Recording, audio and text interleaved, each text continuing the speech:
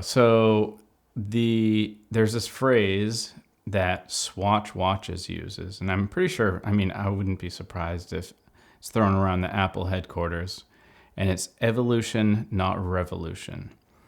And I like that because I mean, it sums it up. But I'm always trying to like create and make better videos and make new art and photography. I just love creating, but I'm also trying to like break my mold and wow people, or even wow myself on how little effort something took. Like, wow, I've earned to be able to do this really fast. I've worked through things.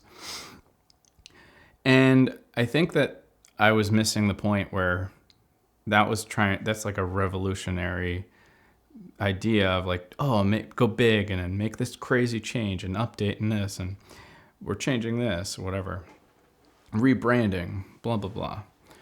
But I'm thinking and leading more into this evolution, which is like, say, the Apple iPhone, right? Just like an incremental thing. Oh, here's this. Now it's going to be a pill instead of a notch. And okay, the metal is now just a slightly different color. And then this and the iterative update, but it's the same thing, becomes revolutionary at some point.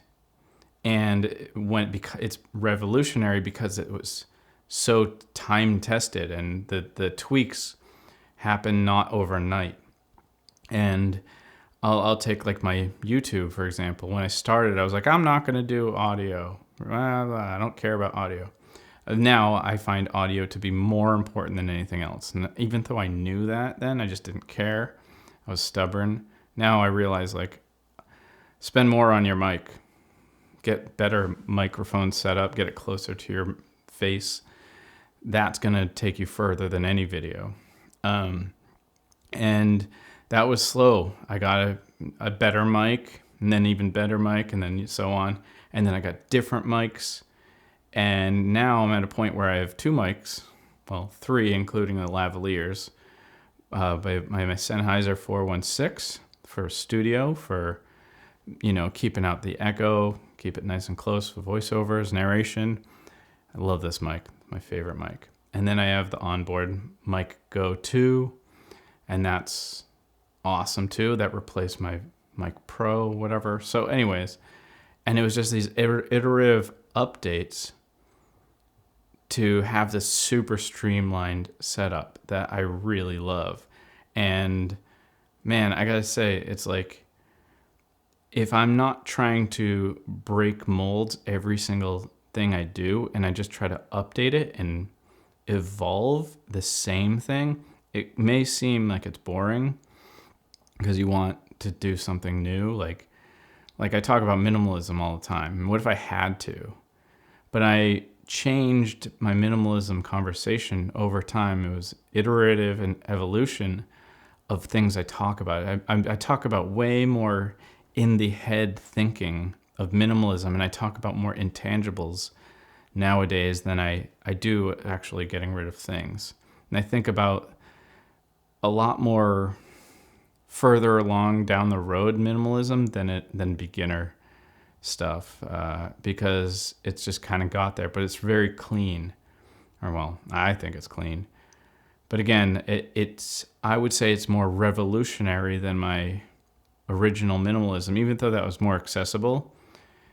It's bigger, so now the evolution would be to simplify and dumb down the advanced ideas. Write them out a little more. Don't spitball them like I'm spitballing this video.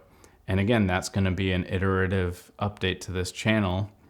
It's just trying to write things out a little more. I have a checklist now, which I wasn't doing. I was just totally free-flowing. And then maybe, having a template of a thumbnail that I just change text on is something I'm thinking. It's just like, oh, this. But always keeping in mind my lessons I've learned on streamlining and not adding work, but just kind of keeping the balance, because I don't want to just make it better, because that gives me more. I have to iterate and keep it at the same thing, which is no nonsense. This is just like off the cuff, very personal and raw. So got to keep that. but increase the value. I think you know what I'm saying. And until next time, I'm just going to stop there. All right. Until next time, guys. Cheers.